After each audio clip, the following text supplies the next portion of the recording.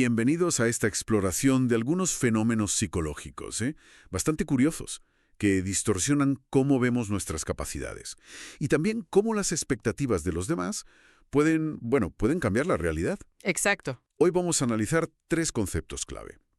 El efecto Dunning-Kruger, el síndrome del impostor y el efecto Pigmalión. La idea es entender un poco mejor estas dinámicas, ¿no? Las internas y las externas, que a menudo actúan sin que nos demos cuenta. Vale, pues vamos a ello. Empecemos por uno que es casi paradójico. A veces cuanto menos sabemos de algo, más expertos nos creemos. Justo. Ese es el famoso efecto Dunning-Kruger. Es un sesgo cognitivo que describe cómo las personas con, digamos, menos habilidad en un área tienden a sobreestimar muchísimo su competencia. Sobreestimar. ¿Pero por qué? Pues la clave parece ser la metacognición. O sea, les falta la habilidad para reconocer su propia incompetencia. Es como una doble carga. No saber y además no saber que no saben. Vaya, o sea, es una ignorancia al cuadrado, por así decirlo. No solo no sabes, sino que ni te enteras de que no sabes. Exactamente. ¿Y eso cómo se puede medir? Suena complicado. Bueno, se hicieron experimentos muy ingeniosos. Por ejemplo, uno muy conocido. Pidieron a estudiantes que evaluaran chistes y luego que evaluaran su propia capacidad para detectar el humor. Ajá. Pues resulta que los que objetivamente eran peores, según la opinión de humoristas profesionales, se pusieron unas notas altísimas a sí mismos. ¿En serio? Sí. Imagínate, estaban en percentiles bajísimos, como el 12, pero ellos se veían por encima de la media, sobre el 62, una diferencia brutal. Y pasó lo mismo con pruebas de lógica, de gramática. Qué fuerte. Y lo curioso es que a veces los más competentes tendían a subesquimarse un poquito, pensando que si para ellos era fácil, lo sería para todos. Qué fascinante. Cómo funciona la percepción.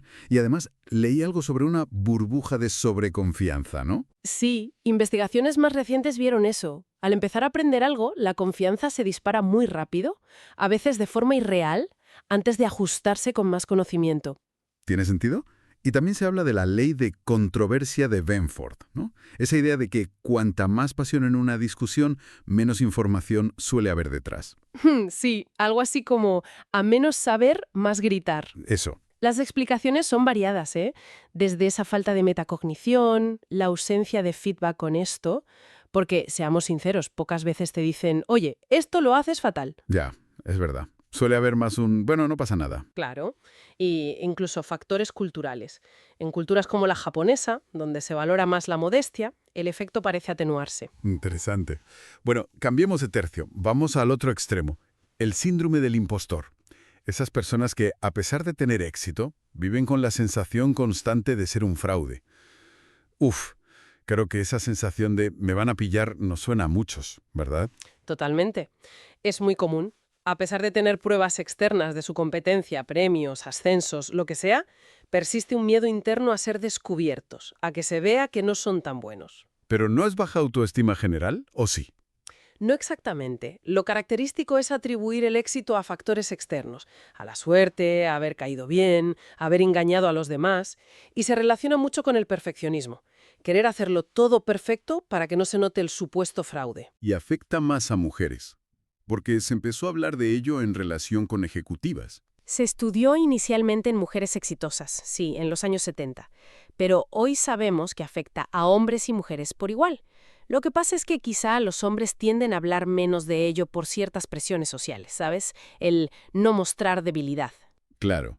Y esto puede ser un freno enorme en una carrera, imagino, si vives obsesionado con no fallar. Exacto. Te impide asumir riesgos necesarios, ser proactivo, te puede paralizar. ¿Y qué se puede hacer si alguien se siente así? Bueno, hay estrategias. Lo primero es reconocerlo y ponerle nombre.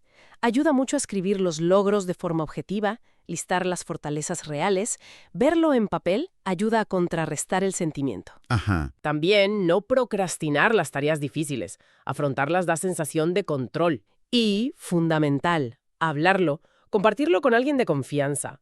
Curiosamente, un poquito de este sentimiento, una dosis pequeña, puede incluso ser positiva. Te mantiene humilde, con los pies en la tierra y con ganas de seguir mejorando. ¿Tiene eso lógica? Vale. Hemos visto cómo nos vemos a nosotros mismos, a veces por exceso, a veces por defecto. Ahora miremos hacia afuera. ¿Cómo influyen las expectativas de los demás? Hablemos del efecto Pigmalión. Pues sí, es fascinante. Se refiere a cómo las creencias que una persona tiene sobre otra pueden influir directamente en el rendimiento de esta segunda persona. Es una profecía autocumplido, básicamente. Ah, el famoso experimento de la escuela, ¿no? El de Rosenthal y Jacobson. Ese mismo, un clásico. Informaron a unos profesores de que ciertos alumnos, elegidos totalmente al azar, tenían un potencial intelectual especial, que iban a despuntar. ¿Y qué pasó? Pues que al final del curso esos niños mostraron un aumento significativamente mayor en su cociente intelectual que el resto de sus compañeros. Pero si eran iguales al principio. ¿Por qué? Porque los profesores, de forma inconsciente, cambiaron su comportamiento hacia ellos. Les prestaron más atención, les dieron tareas más estimulantes, más tiempo para responder, más feedback positivo. Maya. Les transmitieron sin querer que esperaban más de ellos, y eso reforzó su confianza y su rendimiento. Crearon las condiciones para que la profecía se cumpliera. Impresionante. O sea que las expectativas positivas tiran hacia arriba. ¿Y las negativas? Me imagino que... Pues sí, ese es el efecto golem, la cara oscura de la moneda. Las bajas expectativas conducen a un peor rendimiento. Claro. Lo vemos en la educación, sí, pero también en el trabajo. Un jefe que no confía en un empleado, pues igual le dan menos oportunidades, menos responsabilidades, y esa persona, al sentirse infravalorada o sin retos, acaba rindiendo por debajo de su potencial, confirmando la baja expectativa inicial del jefe. Es un círculo vicioso. Y esto se aplica a muchos ámbitos, ¿no?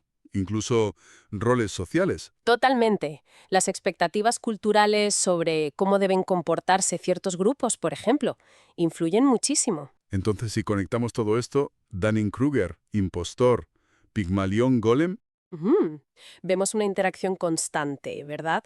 Por un lado, cómo nuestra propia percepción puede estar distorsionada, ya sea hacia arriba por falta de autoconciencia, Dunning-Kruger, o hacia abajo a pesar del éxito, impostor. Y por otro lado, cómo la mirada y las expectativas de los demás, Pygmalion Golem, pueden activamente moldear nuestra realidad y nuestro rendimiento. Es decir, que la percepción, tanto la propia como la ajena, juega un papel, fundamental en lo que somos y lo que logramos. Y esto nos deja con una reflexión final, quizás algo inquietante. Al ser conscientes de estos efectos, ¿cuánto de lo que percibimos como competencia o talento en nosotros mismos y en los demás es realmente habilidad innata o esfuerzo puro? ¿Y cuánto es en realidad una construcción moldeada por estos sesgos y por las expectativas que flotan a nuestro alrededor? Buena pregunta. Ahí queda eso para pensar. Hasta la próxima exploración.